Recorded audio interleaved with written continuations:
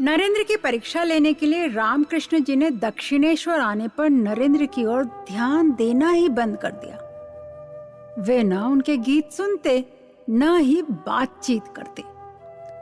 नरेंद्र ने भी इसकी कोई परवाह नहीं की। वे दक्षिणेश्वर आते, अन्य शिष्यों से हंस बोलकर लौट जाते। इस तरह नरेंद्र को वहां आते जाते करीब 1 माह हो गया। एक दिन दूसरों से बात करने के पश्चात नरेंद्र कुछ देर के लिए रामकृष्ण जी के पास जाकर बैठ गए। जब नरेंद्र उठकर जाने लगे तो रामकृष्ण जी ने कहा, जब मैं तुझसे बात ही नहीं करता तो यहाँ किस लिए आता है? नरेंद्र ने शांत भाव से कहा, आपको चाहता हूँ इसलिए देखने आता हूँ, आपकी बातें सुनने नहीं आता। यह उत्तर सुनकर रामकृष्ण जी आनंद से गदगद हो गए। इस अनूठे रिश्ते में बहुत भोलापन था, एक दूसरे के लिए अपार प्रेम, लेकिन एक दूसरे को सभी कसौटी पर परखने की भी आजादी थी। एपिलॉग मीडिया के सौजन्य से मैं सुनीता मालपानी स्वयं की खोज स्वामी विवेकानंद की जीवन गाथा में लेकर आई हूँ आज की कड़ी, जीवन का लक्ष्य। नरेंद्र के शब्दों में, एक दिन अकेले में रामकृष्ण जी, जिन्हें मैं ठाकुर कहता था, ने मुझसे कहा, मुझे तो योग शक्ति की पूरी तरह से लाभ करना नहीं आता, तेरे माध्यम से करूंगा, क्या कहता है? नहीं, ऐसा नहीं हो सकता, मैंने जवाब दिया। आप तो ईश्वर का रूप दर्शन करते हैं, मैं मानता हूं कि यह मन का भ्रम मात्र है। ठाकुर ने कहा, अरे मैं तो कोठी के ऊपर चीख चीख कर बुलाता रहता हूँ, कहाँ कौन भक्त है, चला। तुम सबको देखे बिना मेरे तो प्राण अटके हुए थे। अम्बे माँ ने कहा था सभी भक्त आएंगे, सो देख सारी बातें तो सच हो गई। बात तो सही थी, मैं खामोश ही रहा। जिन दिनों नरेंद्र की भेंट रामकृष्ण से हुई तब वे बीए की परीक्षा दे रहे थे। साथ ही उन्होंने विज्ञान तथा पाश्चात्य दर्शन, वेस्टर्न फिलॉसफी का अध्ययन भी जारी रखा। बीए पास करते करते उन्होंने David Hume, Jeremy Bentham, René Descartes, Charles Darwin, Baruch Spinoza, Auguste Comte, Herbert Spencer जैसे विद्वानों के विचारों और संशोधनों का अध्ययन कर काफी ज्ञान अर्जित कर लिया था। जर्मन दर्शन के विषय में भी कुछ पढ़ा था। इसके अतिरिक्त वे मेडिकल कॉलेज में जाकर स्नायु, मसल और मस्तिष्क, ब्रेन की गठन प्रणाली को समझने के लिए व्याख्यान सुनते थे। इन विषयों का अध्ययन भी करते थे, लेकिन फिर भी उनकी ज्ञान पिपासा, थर्स्ट फॉर नॉलेज शांत नहीं हुई, बल्कि और भी बढ़ती गई। पाश्चात्य शिक्षा के प्रभाव से नरेंद्र ने अतीत को भुलाकर वर्तमान में रहना सीखा था। उन्होंने बाइबल भी पढ़ी थी। संस्कृत का ज्ञान न होने के कारण उपनिषद, गीता आदि का पूरा अध्ययन नहीं कर पाए थे। नरेंद्र जानते थे पाश्चात्य और भारतीय संस्कृति में क्या अंतर, उनकी उपयोगिता क्या है, किंतु उन्हें किसी भी धर्म संस्था में त्याग और सत्यनिष्ठा के दर्शन नहीं हुए। भावावेश में आनंद विभोर हो जाने वाले रामकृष्ण का अद्वैतवाद, मौनिज्म ही ऐसा था जो आत्मत्यागी और सत्यनिष्ठ युवकों को अपनी ओर आकर्षित कर रहा था। लेकिन नरेंद्र की तर्क बुद्धि उससे भी अपना सामंजस्य स्थापित नहीं कर पा रही थी। अब तो रामकृष्ण ने जैसे नरेंद्र को ग्रहण कर लिया था। धर्म संबंधी शिक्षा की उन्होंने नरेंद्र पर जितनी कृपा की उतनी अन्य लोगों पर नहीं की। इस बात पर नरेंद्र कई बार ठाकुर से बहस करने को भी उतर पड़ता था। नरेंद्र कहता था, ईश्वर तो इतने पक्षपाती नहीं होते जो किसी एक पर ही कृपा बरसाएं और दूसरों पर ना करें, परंतु आप उन लोगों को मेरी तरह ग्रहण क्यों नहीं करते? रामकृष्ण का उत्तर होता, क्या करूं रे, मुझे तो माँ ने जो दिखा दिया मैं तो करता जा रहा हूं। इस जन्म में उन लोगों को शांति लाभ शायद नहीं होगा। इसमें मैं क्या करूं? सिर्फ इच्छा या चेष्टा करने पर से तो लोग इसी जन्म में जो चाहे नहीं बन सकते ना। लेकिन नरेंद्र भला कहाँ सुनता। वह चट अगला सवाल पूछता, यह कैसी बात हुई? मुझे आपकी बात पर भरोसा नहीं। इच्छा और चेष्टा करके भी इंसान अपनी चाह मुताबिक नहीं बन सकता। जरूर बन सकता है। इस बात पर भी रामकृष्ण का वही एक जवाब, तू चाहे विश्वास करे या ना करे, मुझे तो माँ ही राह दिखा देती है। नरेंद्र शुरुआत में रामकृष्ण की बातें स्वीकार नहीं करता था, लेकिन जैसे जैसे दिन बीतते गए, देखते सुनते उन्हें भी उतना उतना समझ में आता गया कि उनके ठाकुर जो कहते हैं वही सच है।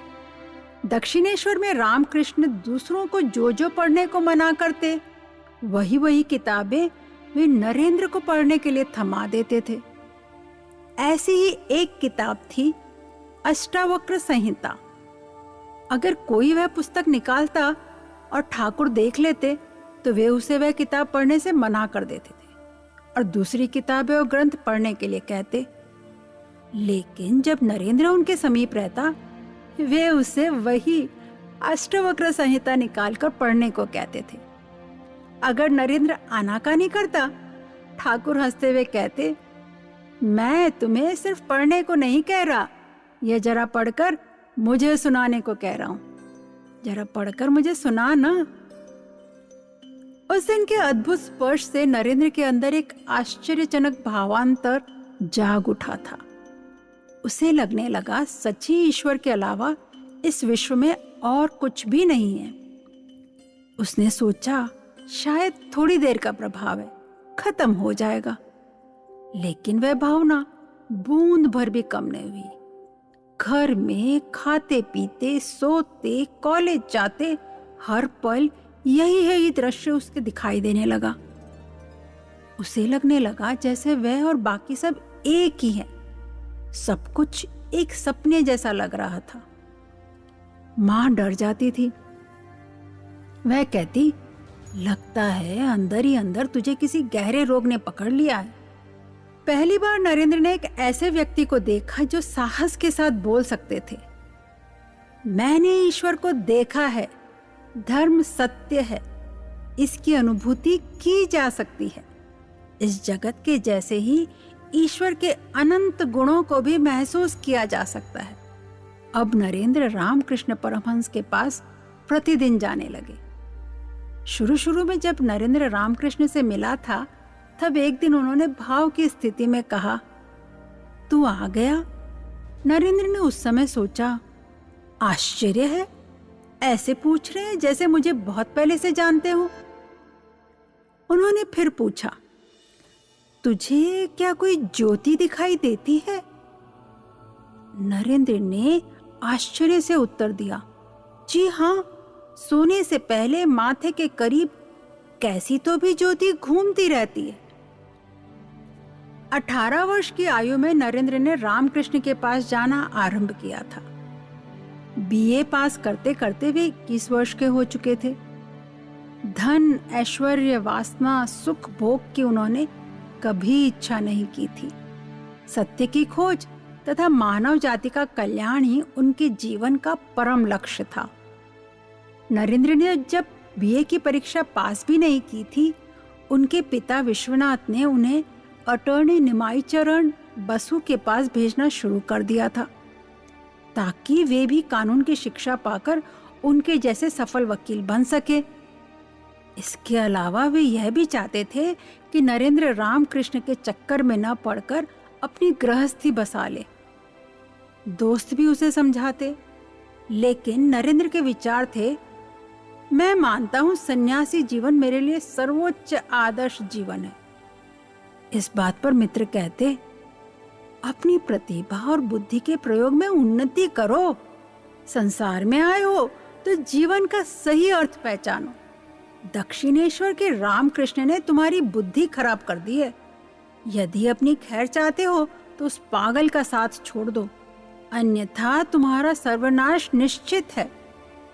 नरेंद्र बोले, भाई, उस महापुरुष को तुम क्या समझ पाओगे जब इतने समय में मैं ही नहीं समझ पा रहा हूं। ब्रह्म समाज के कई युवा सदस्य रामकृष्ण के शिष्य बन गए। ब्रह्म समाज के नेता शिवनाथ इस बात से व्यथित हो उठे। उन्होंने नरेंद्र को भी दक्षिणेश्वर जाने से रोकते हुए कहा, वह सब समाधि भाव में जो तुम देखते हो सब नर्वस वीकनेस के सिम्टम्स हैं। अत्यधिक शारीरिक कठोरता के अभ्यास के कारण रामकृष्ण का मस्तिष्क विकृत हो गया है। शिवनाथ बाबू की बात सुनकर नरेंद्र के मन में तूफान उठ रहा था। वह सोचने लगा, आखिर यह सरल हृदय महापुरुष क्या है? आखिर मेरे जैसे आम मनुष्य से उन्हें इतना लगाव क्यों है? इसका आखिर क्या रहस्य हो सकता है? ब्रह्म समाज के अधिकांश नेताओं से नरेंद्र परिचित था, उनके विचारों से भी प्रभावित था, किंतु फिर भी उसके मन में जितनी श्रद्धा रामकृष्ण के प्रति थी वह उन सब के प्रति नहीं थी। एक स्पर्श मात्र से या एक बार नजर भर देखने से एक समूचा जीवन परिवर्तित हो सकता है, ऐसा नरेंद्र ने अपने जीवन में बार बार होते देखा। ऐसा ही कुछ उसने बुद्ध, यीशु, मोहम्मद और प्राचीन काल के कुछ महापुरुषों के बारे में भी पढ़ा और समझा। उन सभी लोगों ने विभिन्न परिस्थितियों में जब कहा स्वस्थ हो और अपेक्षार्थी स्वस्थ हो गया। इसी से नरेंद्र ने यह भी समझा कि धर्म दान करना संभव है। उनके ठाकुर कहा करते थे, जिस तरह जगत की अन्य सामग्रियों का लेन देन किया जा सकता है, धर्म उनसे भी अधिक भाव से लिया दिया जा सकता है। रामकृष्ण एक आदर्श शिक्षक थे।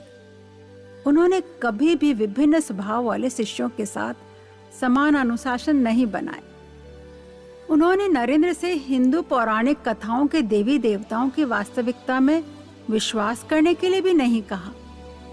नरेंद्र के दार्शनिक मन के लिए मूर्तिक पूजा के अनुशासन को अपनाना बिल्कुल आवश्यक नहीं था, लेकिन नरेंद्र के विवेक, वैराग्य, संयम और नियमित ध्यान के अभ्यास पर कड़ी नजर रखते हुए श्री रामकृष्ण धर्म की हठधर्मिता और पंथों के बारे में अन्य भक्तों के साथ नरेंद्र की तीखी बहस का आनंद लेते और उनके निर्विवाद विश्वासों की धज्जियां उड़ाते हुए सुनकर प्रसन्न होते।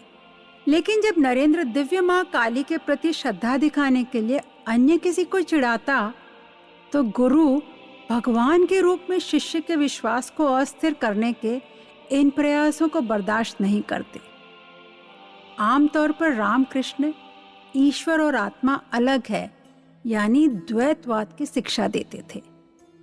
अद्वैतवाद यानी आत्मा परमात्मा की एकता की शिक्षा न देना ही उनका नियम था। लेकिन नरेंद्र को उन्होंने अद्वैतवाद की शिक्षा दी थी, जबकि नरेंद्र स्वयं इससे पहले द्वैतवादी था। किसी समय उन्होंने नरेंद्र से कहा था कि इस जगत में इन करोड़ों लोगों में से एक भी जन ईश्वर में विश्वास नहीं रखता। इसका कारण पूछने पर उन्होंने बताया, मान लो एक कमरे में एक चोर रहता है। उसे पता चलता है कि बगल के कमरे में ढेर सारा सोना मौजूद है। दोनों कमरों के बीच छीना सा पर्दा भी है। बताओ उस चोर की क्या हालत होगी? नरेंद्र ने झट उत्तर दिया, वह चोर बिल्कुल सो नहीं पाएगा। उसका दिमाग सिर्फ उस सोने को हथियाने का उपाय सोचता रहेगा और कोई ख्याल उसे आएगा ही नहीं। इस उत्तर में उन्होंने पूछा, तुम बताओ कि अगर कोई व्यक्ति आंतरिक भाव से यह विश्वास करता हो कि कोई एक असीम अनंत आनंद का आकार मौजूद है और उसे प्राप्त किया जा सकता है, तो क्या उसे प्राप्त करने की कोशिश में वह दीवाना नहीं हो जाएगा? सच ही ईश्वर में दृढ़ विश्वास और उसे पाने के लिए आग्रह को ही श्रद्धा कहते हैं। धर्म के मार्ग में आकर कुछ भले हुआ हो न हुआ हो, ईश्वर कृपा से नरेंद्र ने अपने क्रोध पर काबू पा लिया। पहले जब उन्हें गुस्सा आता था तो होश हवास खो बैठता था और बाद में पछतावे की आग में झुलसता रहता।